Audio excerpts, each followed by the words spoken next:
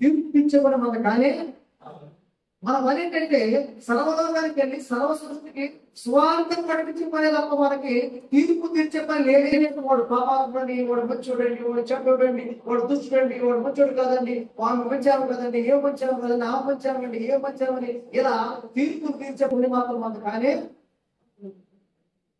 అవునా కదా.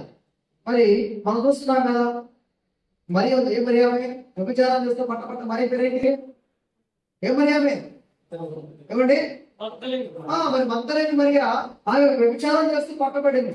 మరి ఆమె క్షమించబడింది కదా దేవుని దగ్గరికి వెళ్ళినప్పుడు పాదం పెడుతున్నప్పుడు. మరి ఆమె అందరూ కూడా ఏమన్నారు, లోకం అంతా కూడా రాటు పెట్టుకుని వచ్చి ఆమె పాపాత్మను చంపేస్తామని చెప్పి సరళైపోయారు. కానీ దేవుడికి చెప్పాడండి, మీలో ఎవరైనా పాపం చేయడం అంటే ఆమె మీద రాళ్ళు వేయమని. ఈయన కింద కూర్చొని ఏమో రాయొచ్చుంది నన్ను. ఏమి రాశాడో చూడాలి కానీ చూసుడు మాత్రం ఏమంటారు, పాపాలు రాస్తాను అనిపించిందో అనిపించబడి బాబు యేసుప్రభు నా పాపాలు అంటున్నాడు, బాబు నేను చాలా పాపాలు చేశాను కదా, ఆమె రాళ్ళతో కుదిరితే ఇక నన్ను ఏ విధంగా కొడతానని చెప్పేసి వాళ్ళ చేతుల్లో కూడా రాళ్ళు మొత్తం కూడా ఏ పాపం చేయని కూడా ఆమె మీద రాయి వేస్తున్నప్పుడు వాళ్ళ చేతుల్లో రాళ్ళని విడిచిపెట్టేసి ఎవరో వాడు ఎదురికి దేవునికి స్తోత్రం. అప్పుడు యేసుప్రభు అన్నాడు, ఆమె భయంతో యేసుప్రభు చూసి అప్పుడు ఏమన్నా వాళ్ళు ఎవరు ఏం చేయలేదు కాబట్టి నేను నిన్ను ఏమి చేయను, నిన్ను కూడా క్షమిస్తున్నాను. ఇది వ్యక్తి మొదలుకొని ఎన్నడూ కూడా పాపము చేయకుండా నువ్వు దేవునికి ఇష్టమైన కుమార్తెగా చెప్పాడు. ఆమె వెళ్ళింది. ఒకనొక దినాన యేసుప్రభు వారి దగ్గరకు ఏం తీసుకొచ్చిందండి, జటామాంసపు అంతర్బుద్ధి తీసుకొచ్చి విలువైన అంతర్బుద్ధి తీసుకొచ్చి ఆయన పాదాల మీద పోసి కడిగి ఆమె ఇంట్లోకి ఆయన పాదాలు తెచ్చిందంటే ఆమె ఎంత పశ్చాత్తాపం కలిగి వచ్చారండి.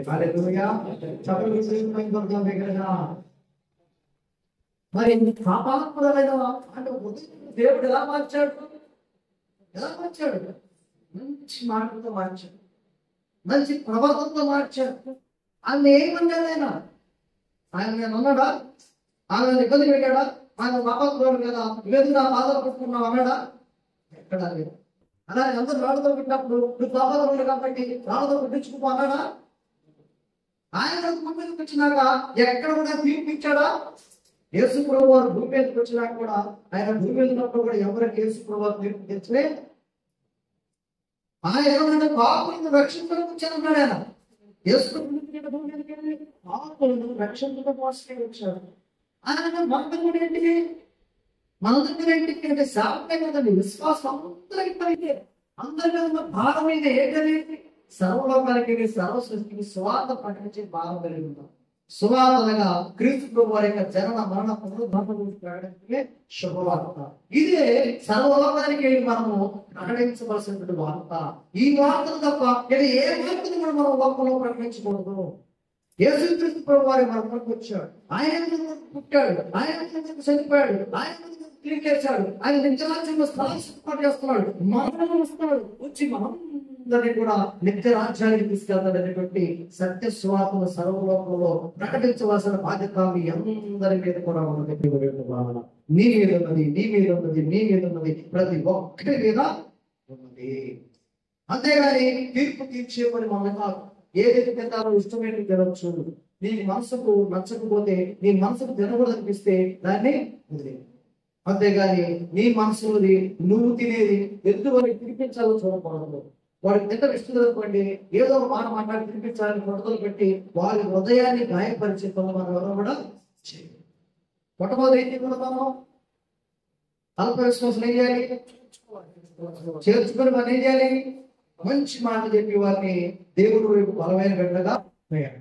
రెండో విషయం ఏం చేయాలి, మనం తినే విషయంలో ఎప్పుడు కూడా ఎవరిని కూడా మనం అభ్యంతరపరచకుండా వారు ఏం తిరగాలో దాన్ని వదిలేసేసి వారి విషయాలు, వారు తినే ఆహార విషయాలు మనం ఇప్పుడు కూడా తీర్చేవారగా చూసినట్టు ద్వారా ఇంకొన్ని మాటలు మనం పరిశుద్ధ గ్రంథంలో చూద్దాం. ద్వారా సేవకునికి తీర్పు తీర్చడం నీకెవడము, అతడు నిరీక్షను పడగిట్టును అతని సొంత యజమాని కలిగితే అతడు నిలుచును, ప్రభు అతనిని నిలువబెట్టుటకు శక్తి చెప్పబడేద్దాం. ఎవరండి పడిపోయిన వాడిని లేవనెత్తి నిలబెట్టగలిగాడు అనే దేవుడే. అంతేగాని సేవకుడి విషయాల్లో కానీ సేవకుడి విషయాల్లో ఎదురు పెట్టి వాళ్ళు మరించకూడదా? అవమానపరచు. మంచోడు చెప్పాడు, ఎలాంటి వాడు నీకు అనవసరం, అది నీ పని కాదు. అతను ఎక్కడ పడిపోయాడో ఎక్కడ లేచాడో నీకేమో తెలుసా? ఏమంటే తెలుసా? ఆయన పలానా విషయంలో పడిపోయాడు, పలానా విషయంలో లేచాడు, పలానా చోట ఉన్నాడు, పలానా చోట అతని హృదయం మార్చబడింది, మరలా తిరిగి దేవుడి బిడ్డగా మార్చబడ్డాడని నీకేమైనా తెలుసా? నీకు అర్థమవుతుందా? అసలు నా మనసులో నా ఆలోచనలు ఏమైనాయో మీకు ఎవరికైనా తెలుసా? నా నోటితో చెప్పకపోతే నా ఉద్దేశాలు ఏంటో, నా ఆలోచన ఏంటో మీకు ఎవరికైనా అర్థమవుతాయా? ఏమంటే అర్థమవుతాయా? ఎవరు మాట్లాడతారు? నా మనసులో ఏమైనా మీకు తెలుస్తుందా? నా మనసులో తెలిసిన నా మనసులో ఏముందో, నాకు ఏ ఆలోచన పుట్టుకుందో, ఏ ఆలోచన పుట్టబోతుందో కూడా ఎవరు తెలుసు? అందుకన్నా ఇక్కడ ఏమన్నాడంటే, మరుని సేవకునికి తీర్పు తీర్చుటకు నీవెవడవు. ఎవరైనా ఒక సేవకుడు ఉంటే ఆ సేవకుడికి మనం తీర్పు తీర్చుకోవడం. ఏమండి, ఆ మాస్టర్ గారు మంచివాడు కాదండి, ఈ మాస్టర్ గారు మంచివాడు కాదండి, ఆమె మంచిది కాదండి, ఆ మాస్టర్ గారు మంచిది కాదండి అని ఎక్కడా కూడా మనం తీర్పు తీర్చే పని మనం చేయకూడదు. అది మన పని. కానీ ఆ మాస్టర్ గారు ఏ విషయంలో పడిపోయాడు, ఆయన సేవకులు ఏ విషయంలో పడిపోయిందో, ఎక్కడ బలహీనతలయ్యారు, ఎక్కడ బలహీనతలు పడిపోయారో, లేకపోతే ఎప్పుడు వాళ్ళు మార్చబడ్డారో, వాళ్ళు మళ్ళా ఎక్కువ కన్నీరు కాల్చి పశ్చాత్తాపడి దేవుని దగ్గర క్షమించబడి వాళ్ళు మళ్ళా దేవుడి పిల్లలుగా మార్చబడ్డదో నీకేమైనా తెలుసా? మనకేం తెలుసా? తెలియనప్పుడు మనం తెలియని దాని గురించి మనం క్వశ్చన్ చేయకూడదు. తెలియని దాని గురించి మనం ఎప్పుడు కూడా ఎవరు కూడా ప్రశ్నించకూడదు. అది మన పని కాదు. అందుకన్నాడు ఇక్కడ ఏమన్నాడు? మరుని సేవకునికి తీర్పు తీర్చుటకు నీవెవడవు. అతను నిలిచి ఉండుటేనో పడియుటేనో అతని సొంత యజమానుని పని. ఎవరు తెలిసింది? ఆయన సొంత యజమానుడు ఎవరో? మన సొంత యజమానుడు ఎవరో? దేవుడే మన యజమానుడు. మన యజమానుడి మీద తెలుసండి. ఎలా పడిపోయామో, ఎందుకు పడిపోయామో, ఏ కారణం చేత పడిపోయామో అది ఎవరు తెలుసండి? మన యజమానుడికే తెలుసు. అతను నిలుచును మళ్ళా దేవుడు చేస్తున్నాడు అతన్ని నిలబెట్టు. పరిశుద్ధ గ్రంథంలో ఒక మహాభక్తుడు ఉన్నాడు. ఎవరైనా ఒక ప్రాంతానికి కనిపెట్టి ఒక ప్రాంతానికి ఉన్నాడు. ఎవరైనా ఏమండి? ఆ దేవుడి మాట పడిపోయాడు, నిలబడ్డాడు. దేవుడి మాట నిలబడ్డాడు, దేవుడి మాట విషయం పడిపోయాడు. దేవుడి మాట విషయంలో పడిపోయాడు, నిలబడ్డాడు. నిలబడి కదా దేవుడు ఎక్కడికి వెళ్తున్నాడు? ఆయన్ని ఎనిమిది కలపడి ఎక్కడికి వెళ్ళాడు? దర్శించుకు వెళ్ళాలనుకున్నాడు. ఎందుకు? బాగా ఆపడానికి వెళ్తే నన్ను ఎక్కడ వచ్చి చెప్పేస్తారు, నాకెందుకు వచ్చిన బాధ, నాకెందుకు వచ్చిన శ్రమ, తగ్గించుకుంటే పోయేది కదా అనుకున్నాడు. కానీ దేవుడు అతన్ని అలా నిలబెట్టి పడిపోయిన ఆయన్ని ఎక్కడ పడేసాడనా? సముద్రంలో పడినప్పుడు కూడా ఆయన సముద్రంలో పడిపోయాడు. సముద్రంలో పడేసినప్పుడు కూడా అతను చేపను పంపించి ఆ చేప ద్వారా అతన్ని క్యాచ్ చేసి నా చేపను గర్భంలో గ్యాప్ దాచిపెట్టుకొని అది వచ్చి ఏ ఒట్టుకు ఎక్కింది? దర్శించి ఒట్టుకు ఎక్కిందా? నిలిపే ఒట్టుకు ఎక్కిందా? ఏమండి, దేవుడు ఏ ప్రాంతానికి ఇవ్వమన్నాడు ఆ ప్రాంతంలోనే ఆ చేప కట్టినప్పుడు ఆయన నేర్చేసరికి ఏ ప్రాంతం కనపడింది? సముద్రం చచ్చిపోయినా బాగుండేది కదా. ఇదే చేప నవిలినప్పుడు కదా బాబు. ఆ చేప నోటికి నా శరీరం అంతా ఏమైంది? చక్కగా ఏమైంది? చిరిగిపోయేది. శరీరం అంతా కూడా చీకుపడ్డే ఏమైందంటే కోసుకుపోయేది, చనిపోయేవాడినాయి కదా. బ్రతికి మళ్ళా ఈ కొట్టుకే పడ్డానంటే బాబు చెప్పేసి అనుకున్నారు. తర్వాత లేచి నిలబడి వెలుబడి సముద్రం తప్పించిన దేవుడు, చేప వెలుబడి తప్పించిన దేవుడు ఈ నినివేలో కూడా నన్ను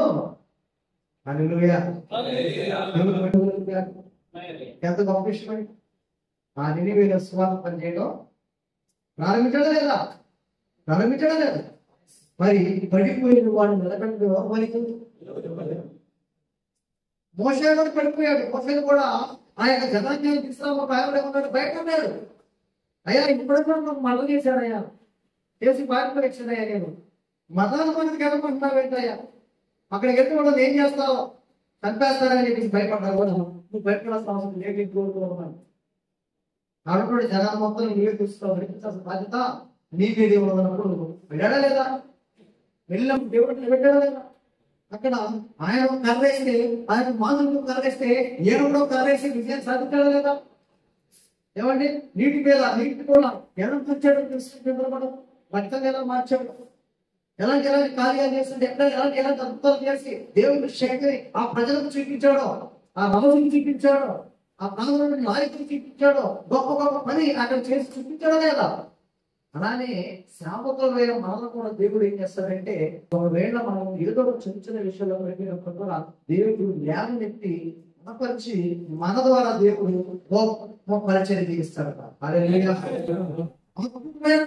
మన ద్వారా చేయిస్తాడట. ఆశ్చర్యమైన పరిచయం దేవుడు చేయిస్తాడు. గొప్ప కార్యాలు దేవుడు మన ద్వారా జరిగిస్తాడు. అది విశ్వాసం ద్వారా కావచ్చు, సంఘ పెద్దల ద్వారా కావచ్చు, సేవకుల ద్వారా కావచ్చు, వాక్యం వినుచున్న వారి ద్వారా కావచ్చు, అనేకమైన వారి ద్వారా దేవుడు ఏ ప్రణాళిక వెళ్తున్నాడో ఆ ప్రణాళికను బట్టి మనకు దేవుడు గొప్ప పని మన ద్వారా జరిగించడానికి దేవుడు సిద్ధంగా ఉన్నాడు. అలానే చూసినట్లయితే 4-5 వచ్చిన ద్వారా ఒకడు ఒక దినము కంటే మరి ఒక దినము మంచి దినమని ఎంచుకున్నాడు, మరి ఒకడు ప్రతి దినమును సమానంగా ఎంచుకున్నాడు. ప్రతి వాడు తన మట్టుకు తానే తన మనసులో నిడిపరుచుకోవాలి. ఏం చెప్తారంటే, అయ్యా ఈ రోజు మంచి రోజు కదా, రేపు మంచి రోజు అయ్యారు, ఈరోజు అమావాస్య అయ్యారు, ఈ 2 రోజులు వచ్చింది, నెలకొండకు వస్తాయి గారు, అది మంచి రోజు అన్నాడు. కానీ పరిశుద్ధ లేఖనాల ప్రకారం అన్ని రోజులు కూడా ఏంటి మంచి రోజులు కాబట్టి దేవుడు మనకి ఇస్తాడా? దేవుడు ఏమైనా ఈ సృష్టిలో చేసిన రోజులు ఏమైనా చెప్పడం ఉంటాయా? అన్ని రోజులు కూడా ఏదో మంచి కార్యం జరిగిందా, చెడ్డ కార్యం జరిగాయా? మొట్టమొదటి రోజు ఒక అద్భుతం, 2వ రోజు ఒక అద్భుతం, 3వ రోజు ఒక అద్భుతం, 4వ రోజు ఒక అద్భుతం, 5వ రోజు ఒక అద్భుతం, 6వ రోజు ఒక అద్భుతం, 7వ రోజు ఇంకా అద్భుతం జరిగాయి. దేవుడు సృష్టి జరిగించినప్పుడు ఈ భూమి మీద సూర్య నక్షత్రాలు ఇవన్నీ కూడా లేనప్పుడు, భూమి నిరాకారంగా శూన్యంగా ఉన్నప్పుడు దేవుడు అద్భుతమైన కార్యాలు చేశాడా లేదా? రోజు రోజు అద్భుతమైన కార్యాలు చేశాడా? ఏమండి, భూమి మీద రోజు ఒక అద్భుతమైన కార్యం జరిగిందా లేదా? భూమి మీద రోజు ఒక అద్భుతమైన కార్యం జరిగిందా లేదా?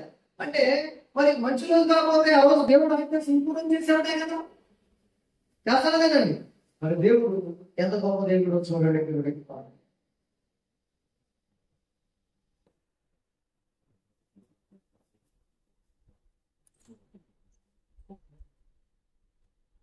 అందుకే ఇక్కడ ఎప్పుడు మనం ఏ రోజు ఏ పని చేయాలని ఆలోచిస్తే, నేను అందుకే మంచి రోజులు ఎప్పుడు చూడడం, అన్ని రోజులు మంచి చెప్పేసి అన్ని రోజులు పని చేసుకుంటూనే ఉంటాను. ఒక రోజు నేను ఒక కారు కొందామని చెప్పేసి బయలుదేరితే ఒక పాస్టర్ గారికి ఫోన్ చేశాడు.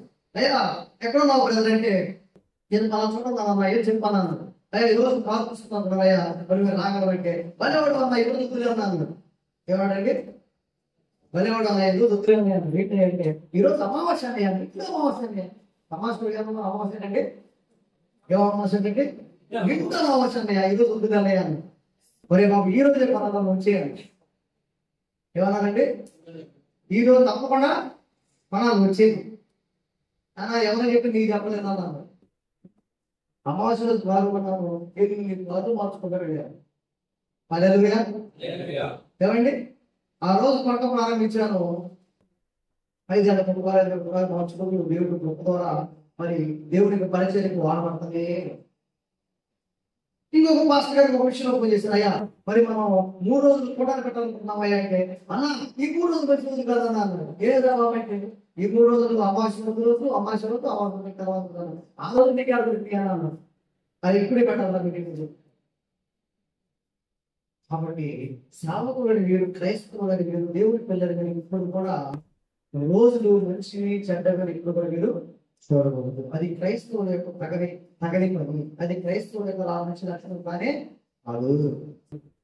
అందుకే ఇక్కడ ఏమన్నాడు, ఇక్కడ ఏడుతున్నాడు, ఒకడు దినము కంటే మరి యొక్క దినము మంచిదని మంచి దినం ఇస్తున్నాడు. ఏ దినం వస్తున్నాడంటే ఈ రోజు మంచి రోజు, ఎల్లుండి మంచి రోజు, ఆనందం మంచి రోజు వస్తున్నాడు. కానీ దేవుడు మంచి రోజులు కానీ దేవుడు ఇస్తాడా? ప్రతిరోజు మంచి రోజు దేవుడు. ఆదివారం మంచి రోజు, సోమవారం మంచి రోజే, మంగళవారం మంచి రోజు, బుధవారం మంచి రోజు. కానీ ఈ వారం మీద ఎవరు పెట్టినారు?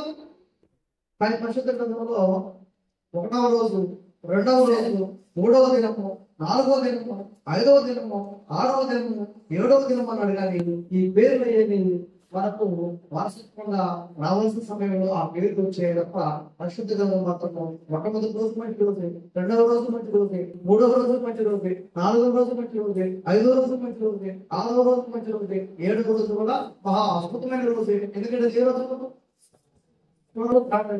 విశ్రాంతి ఆ రోజు కూడా విశ్రాంతి శనివారం అంటే ఆదివారం ప్రారంభమైంది, ఆదివారం అంటే ఆదివారం ప్రారంభమైంది. కానీ విశ్రాంతి శనివారం వచ్చాం, కానీ యేసు ఎప్పుడు వేశాడు? ఆదివారం ఆరంభం చేశాడు. కాబట్టి అది పునరుద్ధారణ దినము. ఆదివారం ఎప్పుడు కూడా మీరు ఎవరు కూడా విశ్రాంతి చెప్పదు. ఎప్పుడు కూడా ఆదివారం విశ్రాంతి కాదు. విశ్రాంతి ఎప్పుడు? శనివారం విశ్రాంతి. అది శాపాత్మక సంహారంగా ఉన్నాయి. అది సెవెన్ నుంచి చూడదని ఫాలో అవుతుంది. అంటే ఎవరు ఇజ్రాయల్ వచ్చి ఫాలో అవుతుంటారు. అంటే ఎవరండి వాళ్ళు? ఎవరు? ఇంకా చాలా మంది ఉన్నారు. యూదులు వాళ్ళు ఫాలో అవుతుంటే యేసుప్రభువు వాళ్ళు రాజున్నారు. వాళ్ళు ఇంకా యేసుప్రభువు పూర్తిగా నమ్మలేదు. వాళ్ళు యేసుప్రభువు రాజుని పూజిస్తున్నారు. ఇంకా వాళ్ళు యేసు మెస్సయ్య వస్తారు. కానీ క్రైస్తవులు నిజంగా యేసుప్రభువు నమ్ముకున్న కూడా ఎప్పుడు ఆరాధిస్తారండి? యేసుప్రభువు వారు ఎప్పుడైతే తిరిగి లేచాడో అది పునరుద్ధారణము ఆదివారం. కాబట్టి అన్ని రోజులు కూడా అంతేగాని ఎప్పుడు కూడా ఆ రోజు మంచి రోజు, ఈ రోజు మంచి రోజు అని ఎప్పుడు కూడా మీరు చెప్పొద్దు. ఎక్కడ కూడా చెప్పొద్దు. అయ్యా మా అన్ని రోజులు మంచి రోజులే, చక్కగా మనం దేవుడు ఆరాధిస్తాం, ఏ రోజైనా దేవుడిని తీసుకుని చెప్పేసి దేవుడి పిల్లలుగా మనము ఉండాలి తప్ప రోజుల గురించి మనము ఆలోచన చేయకూడదు. మరి ఇప్పుడు ప్రతిదినము సమానముగా ఇస్తున్నాడు. ప్రతి వాడు తన మట్టుకు కానీ తన మనసులో వేడుకొచ్చుకున్నాడు. మన మనసుకి ఏది మంచి అయితే ఈ రోజు నీ మంచి చేసేసి, రేపు మంచి నీ మనసు ఏం చెప్తుందో ఈ రోజు ఏమి తీసేసే, ఈ రోజు రేపు చేతకు రేపే తీసేసే. అంతేగాని ఇది మంచి చెప్పడం ఎప్పుడు నేర్చుకోవద్దు. నువ్వు రూఢిగా నీ మనసులో ఏమైతే చెప్తుందో, నీ మనసు ఏం చెప్తుందో ఆ మనసులో ఏం చేయాలనుకుంటావో అది ఆ రోజు చేసుకుంటూ వెళ్ళాలి తప్ప ఈ రోజు మంచి రోజు కాదేమో, రేపు చేద్దామని, రేపు మంచి రోజు కాదేమో, ఎరుడు చేద్దామని చెప్పేసి ఆ రోజులు దేవుడిచ్చిన రోజులు ఎప్పుడు నువ్వు కించపరిచే విధంగా దేవుడిచ్చిన రోజులు ఎప్పుడు చెడ్డ రోజులు ఎప్పుడు చూడబోదు. అలాగే అడిగినటువంటి వాళ్ళ 6వ వచనం చూసినట్టయితే దినమును లక్ష్య పెట్టువాడు డబ్బు కోసమే లక్ష్య పెట్టుచున్నాడు. ఇదివాడు దేవునికి కృతజ్ఞతాస్తుతులు చెల్లించుతున్నాడు కనుక ప్రభువు కోసమే తింటున్నాడు. ఇతని వాడు ప్రభువు కోసము తినటం అని దేవునికి కృతజ్ఞతాస్తుతులు చెల్లించుతున్నాడు. ఇక్కడ చాలా మంది ఏమంటారంటే ఏమి తినకుండా మనం ప్రార్థన చేస్తే దేవుడు మనం మరొకడు ఏమండి. ఈ మధ్యన దోస్తులు అక్కడక్కడ 30 రోజులు ఉపవాసాలు, 40 రోజులు ఉపవాసం, 50 రోజులకి ఉపవాసం. అంటే ఏమి తినకుండా ప్రార్థన చేస్తే దేవుడు మనం మరొకడు అర్థమా? ఏమండి అసలు ఉపవాసం అనేది ఎలా ఉండాలి తెలియాలన్నా? రహస్యం ఉందని దగ్గర తప్ప ఎవరు కూడా తెలియకపోవడం. ఇవేం చేస్తున్నావు? మంచి కాంప్లైంట్ ఫ్లెక్సీ వేసాడు వెళ్దాం ఉపవాస దినములు కూడిగని అంటే నువ్వేం చేయాలి? ఇది ఫలిస్తుందా? సో దేవుడు చెప్పాడు ఉపవాసం గురించి చెప్తాం. చదివాను మీరు బైబిల్లో మొత్త స్వామి భయపడి మీరు ఎక్కడ మొత్త స్వార్థలో అయ్యా అలాగే ఏముంది చదవండి చదవాలి సరే.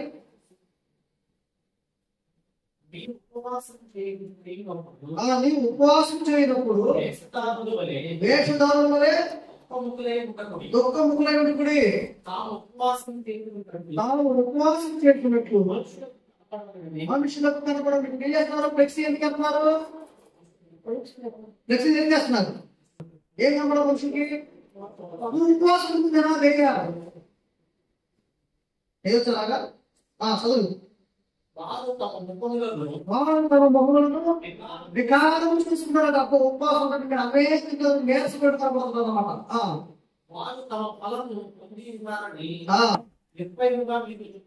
అంటే ఏ విధంగా పఠిస్తారన్నా పఠించరా? కారణం ఏంటి? అది రహస్యంలో చేయాల్సిన పని. అసలు ఎవరు తెలియకుండా అది నీ ఆత్మకే తెలియాలి. ఒకళ్ళు ఉపవాసం కూడా ఏం చెప్పాలి? ఇప్పుడు దించదమ్మని చెప్పాలి. నువ్వు అబద్ధం ఏమనుకోని ఉపవాసం దేవుడికి తెలియాలి. నీకు దేవుడికి మధ్య తప్ప ఎవరితో తెలియదు. ఆ ఉపవాసం ఎలా ఉండాలి?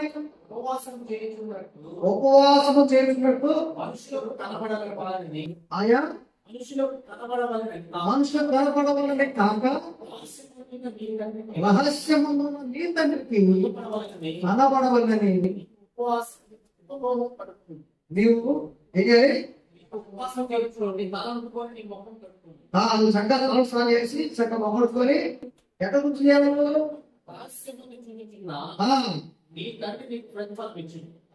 నువ్వు రహస్యంగా కూర్చొని ప్రార్థన చేస్తావు. యేసుప్రభువు ఉపవాసం ఉన్నప్పుడు ఆయన ఒక వ్యక్తికి కూడా ఆయన ఎదురు ఉపవాసం ఎదురండి ఫ్లెక్సీ వేసాడా? ఎక్కడున్నాడు ఆయన? ఎవరికి తెలియదు ఆయన ఉపవాసం సంగతి. పోయాడు ఆయన పడవలో పోయి రహస్యంగా కూర్చొని ఉపవాసం చేస్తామంటే ఎవరు వచ్చారు అక్కడికి? వచ్చాడు.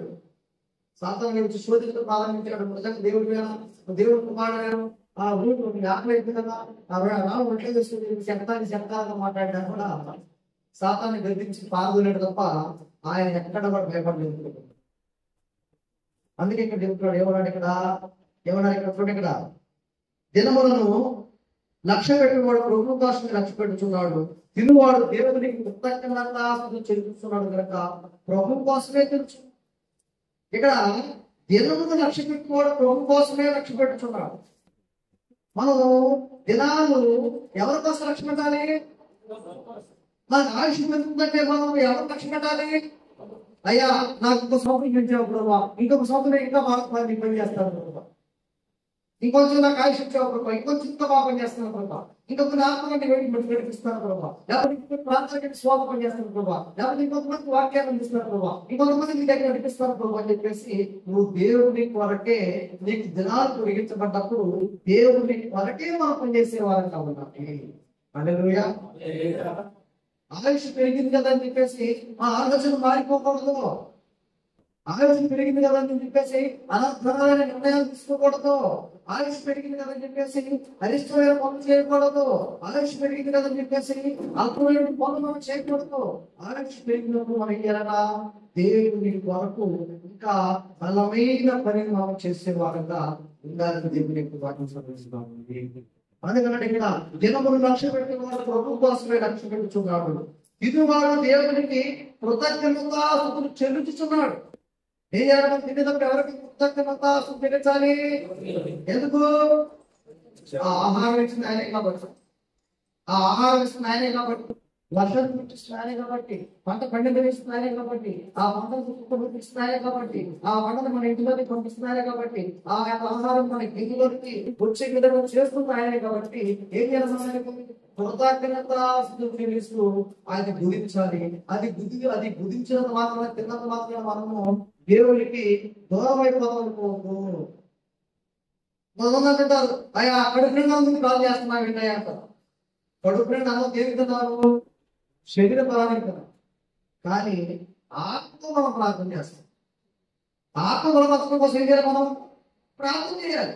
శరీర బలం కోసం ఆహారం పెట్టి ఆత్మ బలపత్రం కోసం ఏం చేయాలి? మనము ఆత్మీయంగా ప్రార్థన చేయాలి. శరీరం మరియు వేరు, ఆత్మ సంబంధం మరియు వేరు. ఆత్మ సంబంధం దేని కొరకు ప్రయాసపడతాయి? పరలోకపు రాజ్యం కొరకు, నిత్య రాజ్యం కొరకు ప్రయాసపడుతుంది. ఆత్మ సంబంధం కొరకు. శరీర సంబంధం కోరిక ఏంటంటే నేత్రాశ, శరీరాశ, జీవపు దాహం అంటే బడాయి కోసం చేసేటువంటి కూడా శరీరానికి చేసేటువంటి కొంతమంది రుచుల కోసం అప్పులు చేస్తుంటారు. ఏం చేస్తున్నారండి? పొప్పల కోసం ఏం చేస్తున్నారు? అప్పులు చేసి టెక్క పడుతుంటారు అన్నమాట. అప్పులు వేరే ఎలాడిపోతారు. అది ఏ కోరిక? అది ఏ కోరిక? అది శరీర కోరిక. శరీరం ఆకర్షించింది కాబట్టి వాడు శరీరంతో చేసినటువంటి పని వల్ల మళ్ళా ఏం కనిపిస్తుంది? శరీరమే ఆ కష్టాలు ఎదుర్కోవాల్సి వస్తుంది. దాంతో కూడా ఆత్మ కూడా కొన్ని విషయాల్లో బాధపడాల్సి వస్తుంది. కాబట్టి ఇక్కడ ఏమన్నాడంటే నువ్వు తిన్నంత మాత్రాన దేవునికి దూరమైన పరిస్థితిలో లేదు. అలానే తినని వాడు ప్రభు కోసం తినడం మాని దేవునికి కృతజ్ఞతాస్తుతులు చెల్లించున్నాడు. ఒకవేళ తినని వాడు కూడా నిజంగా దేవుని వరకు ప్రార్థన చేసి తప్పలేదు, కానీ నేను తినలేదని ఎవరు కూడా చెప్పాల్సిన అవసరం లేదు. నేను దేవుడి వారికి తిరిగి ఎప్పుడు కూడా చెప్పకూడదు. నేను దేవుడి మహిమ పక్కన కోసం చెప్పకూడదు ఎప్పుడు. ఉపవాసం ఉండేది నీ ఏమైతే నువ్వు ఏ విధంగా ఏం పెట్టుకున్నావు, నీ ఏమైనదో, నీ కోరిక ఏమైనదో, నీ ఇష్టం ఏమైనదో, దేవుడి తరపు ఏమి పొందుకోవాలి ఆశపడుతున్నావో, ఏమి అందరూ సంపాదించుకోవడానికి ఇష్టంగా ఉన్నావో, ఏమి సంపాదించుకోవడం కోసం దేవుడి ద్వారా అడగడానికి సిద్ధంగా ఉన్నావో, ఆ విషయాన్ని నువ్వు దేవుడితో రహస్యంగా చెప్పుకొని ఆయన ద్వారా పొందుకోవాలంతా నువ్వు బహిర్గతం చేసుకోవాల్సిన అవసరము. విశ్వాసంలో మనం అదే నేర్పించాలి. అసలు మనమే ఫ్లెక్స్ చేస్తే ఇంకో వాళ్ళు ఏమయ్యాలి? ఉపవాసం విషయంలో మనమే ఫ్లెక్స్ చేస్తే, సత్యాన్ని ప్రకటించకుండా ఏదో మన విశ్వాసాలకు మనం ఫ్లెక్స్ చేసి ప్రకటిస్తే రేపు పొద్దున విశ్వాసం ఏమైపోతారు? వాళ్ళు చేసినటువంటి పని ఫలిస్తుందా? అలా చేయకుండా ఫలం పొందలేని దేవుడి వాక్యం సాధిస్తున్నప్పుడు ఇక విండేమో ప్రయోజనం ఉందా? అందుకే చెప్పాలి, అమ్మా సంఘస్థులకు మీరు చెప్పాలి, అమ్మా మీరు ఉపవాసం పెట్టి రహస్యం తెలియాలి. మనం ప్రార్థన పెట్టుకున్నాం, ఉపవాసం పెట్టి కానీ ఎవరు తెలియకూడదు. మీరు ఎవరు చెప్పదు, ఉపవాసం అని చెప్పదు. ప్రార్థన వచ్చేసరికి మీరు తినపట్నండి, అది మీ ఇష్టం అని చెప్తే వాళ్ళు రహస్యంగా ప్రార్థన చేసుకొని వస్తారు. యకారం మొహం పెట్టుకున్నారండి, ఏదమ్మా యకారం మొహం పెట్టుకున్నాం, ఏం చేసినట్టున్నా ఏంటా చేశాడు దేవుడిని మొదలకని చెప్పి. సో యకారం చేస్తాం నేను జనాల కనపడాలని చెప్పేస్తూ ఉండదు. దేవుడు కనపడాలని ఉంటుంది, దేవుడు కనపడాలని నువ్వు ప్రయాసపడమంటే వాళ్ళు మార్పు చెప్తారు. తప్పకుండా వాళ్ళు దేవుని యొక్క బిడ్డలుగా చేర్చబడి వాళ్ళు రక్షించబడతారు. వారికి చెప్పే విషయం ఎలా చెప్పాలో మృదువుగా చెప్పాలి. బైబిల్లో లేఖనాలు ఎలా చెప్తాం, వాక్యం చూపించామో అలాగే చూపించి వారికి చెప్పాలి. వింటారా వినడానికి దేవుడు చెప్పుకుంట వింటారా చెప్పుకుంటారు. వినకపోతే